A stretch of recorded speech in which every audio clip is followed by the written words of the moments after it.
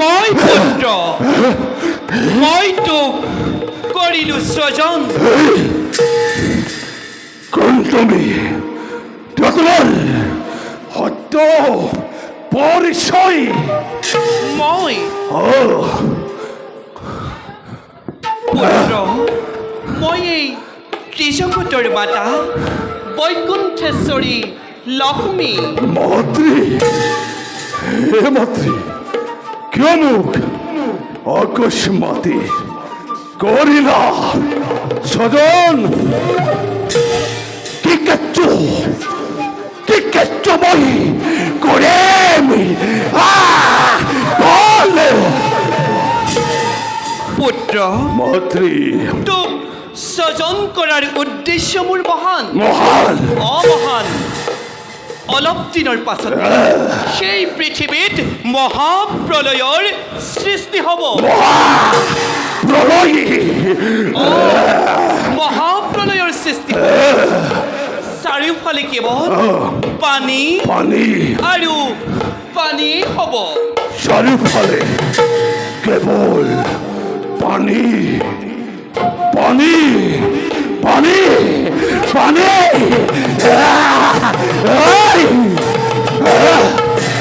চাৰিওফালে পানী হলে আমি থাকিম কেনেকৈ পানীৰ মাজত জীয়াই থাকিম কেনেকৈ অসম্ভৱ অসম্ভৱ সম্ভৱ পুত্ৰ কোন পুত্ৰ তোক মই বৰ দিছো তই জল স্থল আকাশ পাতাল জল স্থল আকাশ পাতাল সকলোতে মুক্ত মনে বিচৰণ কৰিব পাৰিবি আৰু কোন মন্ত্ৰী তোক প্ৰভু বিষ্ণুৰ সুদৰ্শন চক্ৰ আৰু মহাদেৱৰ ত্ৰিশূলেও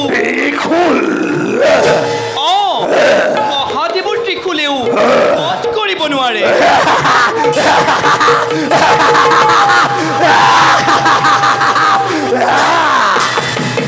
কোন পুত্ৰ মন্ত্ৰী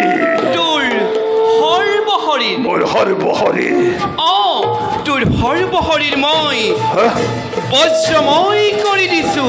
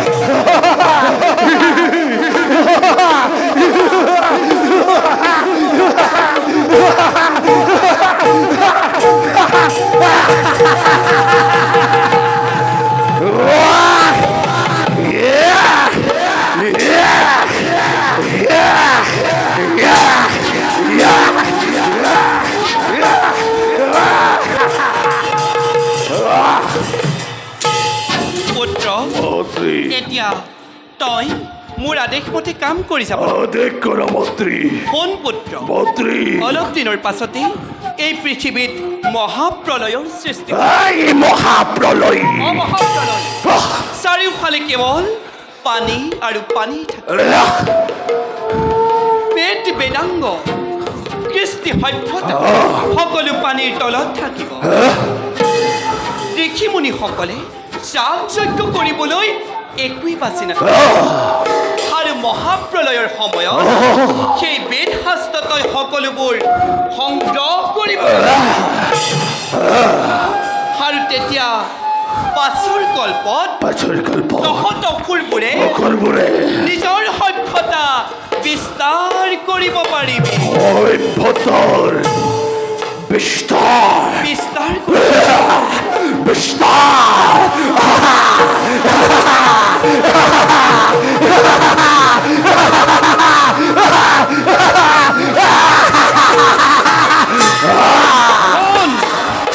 শুন পুত্ৰ মতি তেতিয়া তহঁত অসুৰবোৰ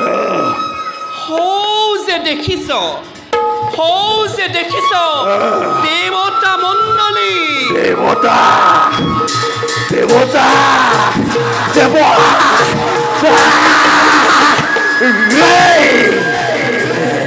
দেৱতাতকৈ উচ্চ আসন লাভ কৰিব পাৰিবি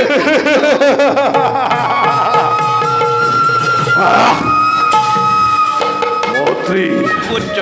মোৰ পৰিচয় কি হ'ব কি নময়ে জনাজাত সময় ধৰাৰ বক্ষত পুত্ৰ মন্ত্ৰী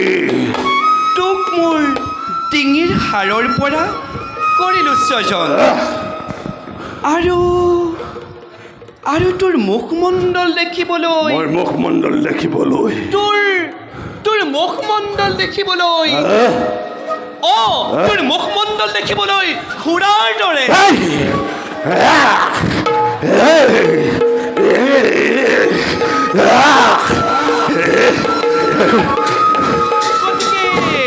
গতিকে পুত্ৰ তোৰ নাম হ'ব মোৰ নাম কি তোৰ নাম হ'ব মোৰ নাম কি তোৰ নাম হ'ব হয় দৈত্য হয় দৈত্য দৈত্য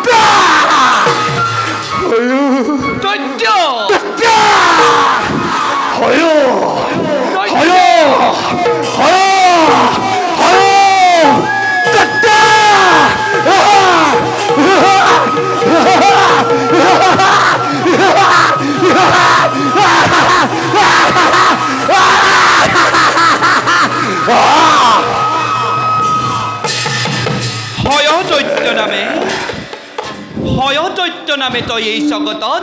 হবিছ নাছা এতিয়া যা পুত্ৰ যা ধুমুহাৰ দৰে কৰ্তব্যত অগ্ৰসৰ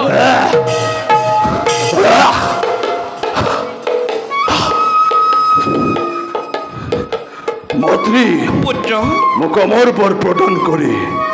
কৃতাৰ্থ কৰা মন্ত্ৰী অমৰত্ব বৰ পুত্ৰ অমৰত্ব বৰ দিবৰ পৰা ক্ষমতা মোৰ নাই মন্ত্ৰী শুন পুত্ৰ শুন তথাপিতো মই তোক যে বৰ কৰিলোঁ প্ৰদান সেই বৰ কিন্তু অমৰত্ব বৰৰ সমানেই হ'ব স্বৰ্গ মৰ্ত্য আৰু পাতালৰ কোনো বীৰেই তোক বধ কৰিব নোৱাৰে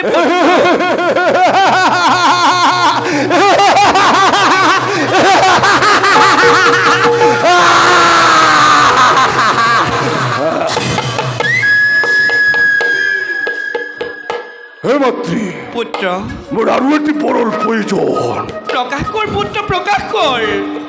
দৈত্য বংশৰ বৃদ্ধিৰ কাৰণে মোক এজনী বিবাহযোগ্য সুন্দৰী কন্যা অৰ্পণ কৰা মাতৃ অৰ্পণ তই ঠিকেই কৈছ ঠিকেই কৈছ পুত্ৰ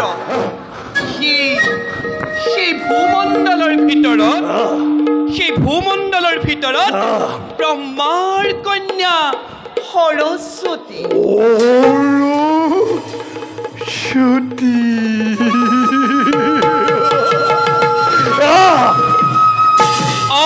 মাতি ব্ৰহ্মাৰ কন্যা সৰস্বতীৰ সমান গুণী মানি সুন্দৰী ৰমণী অন্য কোনোৱেই নাই গতিকে চলে বলে কিম্বা কৌশল কৰি হলেও তই মই সেই সৰস্বতীক বিবাহ কৰগৈ মাতি যা পুত্ৰ চলে বলে কিম্বা কৌশল কৰি হলেও তই সেই সৰস্বতীক বিবাহ কৰগৈ যা যা পুত্ৰ যা চলে